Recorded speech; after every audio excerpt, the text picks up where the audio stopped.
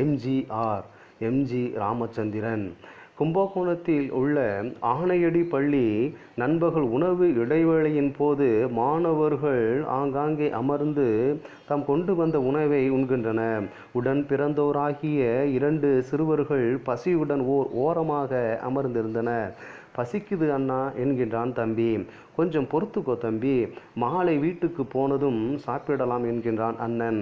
அம்மா ஏன் நமக்கு சாப்பாடு கொடுத்தனுப்புவதில்லை என்று தம்பி கேட்கின்றான்.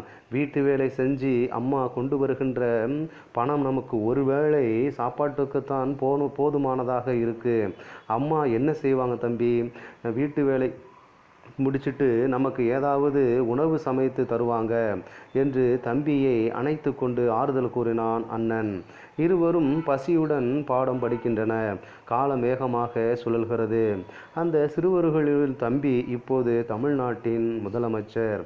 பசியால் வாடிய தமது இளமை கால நினைவுகள் இப்பொழுதும் மறையாமல் அவரது உள்ளத்தில் சுற்றி கொண்டே இருக்கின்றன. தமிழ்நாட்டு குழந்தைகள் பசி அறியாமல் படிக்க வேண்டும் என்று விரும்புகிறார் அவர். எனவே காமராஜர் காலத்தில் தொடங்கப்பட்ட மதிய உணவு திட்டத்தை விரிவுபடுத்தப் போகின்றேன்.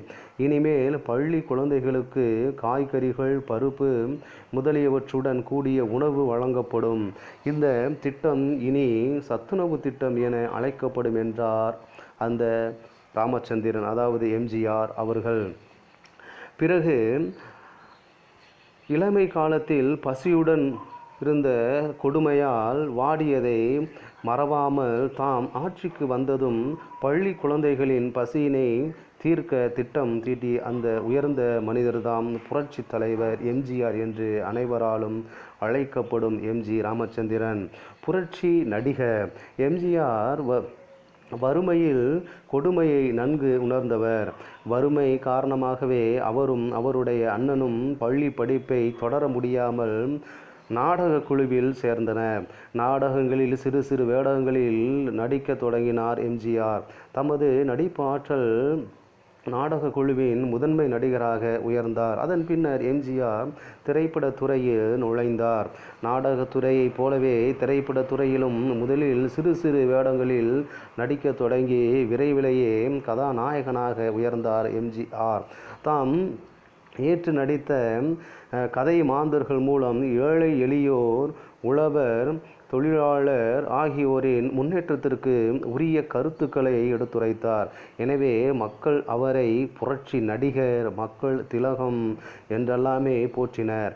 மேலும் இந்திய அரசு மிகச்சிறந்த நடிகருக்கு வழங்கும் பாரத ரத்னா பட்டத்தை அவருக்கு வழங்கி சிறப்பித்தது.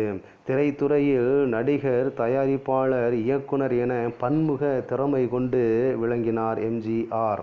திரைப்படங்களில் தாம் பாடி நடித்த பாடல்கள் மூலம் உயர்ந்த கருத்துக்களை மக்களிடம் விதைத்தார்.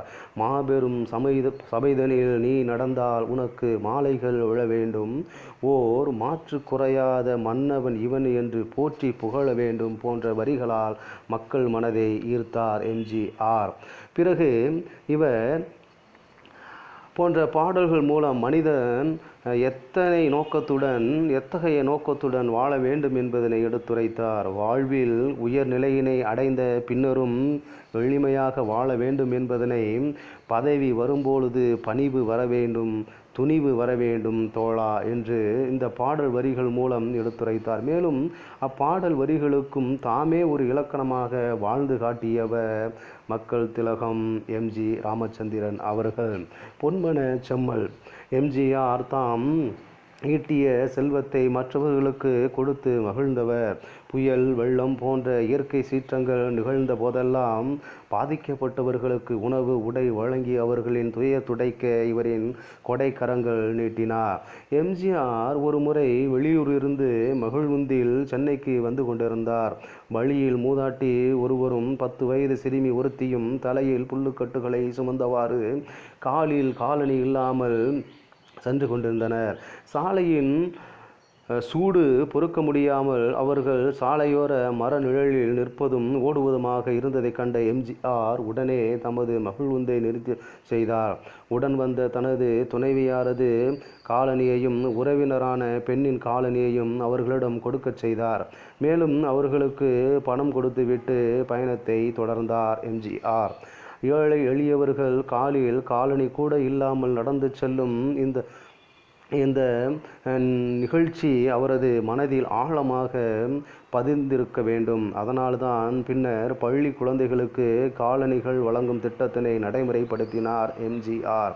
எம்ஜிஆர் ஒருமுறை படப்பிடிப்பிற்காக காஷ்மீருக்கு சென்றிருந்தார். அங்கிருந்த இந்திய படைவீரர் நலச்சங்கத்தினர் தமது சங்க விழாவிற்கு எம்ஜிஆர் வருகை தர வேண்டும் என கேட்டுக்கொண்டிருந்தனர். அதற்கு ஒப்புக்கொண்ட அவர் அச்சங்கத்திற்கு நன்கொடை வழங்க விரும்பினார். ஆனால் அப்போது அவரிடம் பணம் இல்லை. எனவே அங்கு தங்கியிருந்த தமிழ்நாட்டு தொழிலதிபர் ஒருவரிடம் பெருந்தொகையினை கடனாக பெற்று அதனை நன்கொடையாக வழங்கினார் எம்ஜிஆர். சென்னை திரும்பியதும் முதல் வேளையாக அத்தொகையினை திருப்பி கொடுத்தார். இவ்வாறு பிறர் வியக்கத்தக்க வகையில் தம் செல்வத்தினை வாரி வழங்கியமையால்தான் அவரை பொன்மனச் செம்மல் என்று மக்கள் அனைவரும் அன்புடன் அழைக்கின்றனர். சமூக நலத்திட்டங்கள். எம்ஜிஆர் தமிழக முதலமைச்சராக இருந்தபோது ஏழை எளிய மக்களின் வாழ்க்கை தரம் உயர அரும்பாடுபட்டார். உழவர்களின் கடன் தள்ளுபடி, ஏழைகளுக்கான வீட்டு வசதி திட்டம், ஆதரவற்ற மகளிருக்கு திருமண உதவி திட்டம், தாய் சேய் நல இல்லங்கள், பற்பொடி வழங்கும் திட்டம், நலிவடைந்த பிரிவைச் சேர்ந்த மாணவர்களுக்கு பாடநூல் வழங்கும் திட்டம், முதியோருக்கு உதவித்தொகை வழங்கும் திட்டம், வேலைவாய்ப்பு அற்றவர்களுக்கு உதவித்தொகை வழங்கும் திட்டம் போன்ற பல்வேறு திட்டங்களை செயல்படுத்தி புகழ் பெற்றார். தமிழ் வளர்ச்சி பணிகள். எம்ஜிஆர் தமிழ் வளர்ச்சிக்காக பல்வேறு பணிகளை ஆற்றினார். தந்தை பெரியார் உருவாக்கிய எழுத்து சீர்திருத்தங்களுள் சிலவற்றை நடைமுறைப்படுத்தி தமிழ் எழுத்து முறையினை எளிமைப்படுத்தினார். மதுரை மாநகரில் 5ஆம் உலக தமிழ் மாநாட்டினை சிறப்பாக நடத்தினார். தஞ்சையில் 1000 ஏக்கர் பரப்பளவில் தமிழ் பல்கலைக்கழகம் தோற்றுவித்தார். இத்தகைய தமது செயல்பாடுகள் மூலம் அனைவரையும் கவர்ந்த எம்ஜிஆர் புரட்சி நடிகராக பெயர் பெற்று பொன்மனச் செம்மலாக வளர்ந்து மக்கள் திலகமாக உயர்ந்து புரட்சி தலைவராக மக்கள் மனதில் நீங்காத இடம்பெற்று நிலைத்து வாழ்கிறார் எம்.ஜி. ராமச்சந்திரன் அவர்கள். இவரை பற்றி இவர் வாழ்க்கையில் நடந்த நிகழ்ச்சிகளை பற்றி நாம் அறிந்து கொண்டோம். எனவே சிறந்த ஒரு தலைவராக இருக்க வேண்டும் என்றார் மக்கள் மனதில் நாம் இடம் பிடிக்க வேண்டும். இப்போது நீங்கள் வரலாற்றினை நன்கு அறிந்துள்ளீர்கள். எனவே நீங்களும் ஒரு நல்ல தலைவர்களாக உருவாக இது உங்களுக்கு உதவி செய்யும் என்பது ஐயமில்லை. நன்றி, வணக்கம்.